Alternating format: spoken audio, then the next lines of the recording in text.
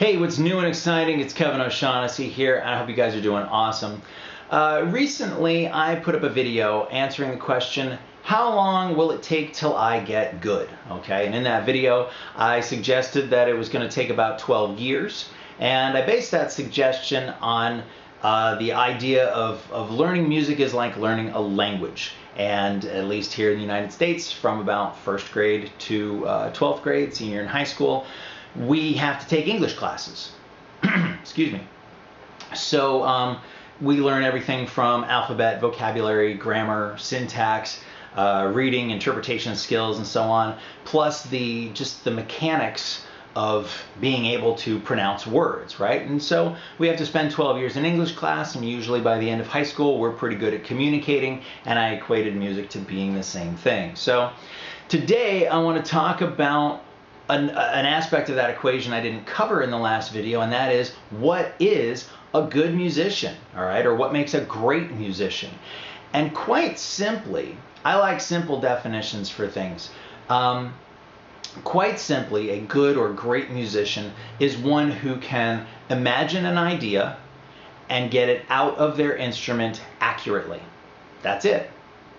Now, don't let that word accurately scare you. All right, I'm not necessarily saying that everything needs to be rhythmically, harmonically, pitch perfect, with the best phrasing and articulation or anything like that, unless that's the idea that you're trying to convey. If the idea you have in your head is rough around the edges, then in order to perform it accurately, your playing needs to be rough around the edges, okay? So it's just a question of getting what's in your head through your instrument. So, excuse me again. To give you a couple of examples of this, okay? Most people would argue that somebody like Steve Vai is a great guitar player, okay? And so Steve works very hard. If you've ever seen any of his any of the videos that he's put out, any of his behind-the-scenes stuff, or read any of his interviews, he works very hard to take the ideas out of his head and put them through into his recordings. He has a wide vocabulary of scales and chords, and he uses all of this stuff in his playing. But I would argue now, although I didn't always believe this, that equally great is somebody like Kurt Cobain, who has a very limited vocabulary musically, but was able to get the ideas from his head through his instrument.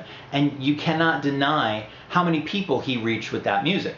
It never touched me personally, which is why I didn't have a lot of appreciation for him earlier in my life and in my career. But I've come to realize that because of the amount of people that he touched, he's actually a great guitar player.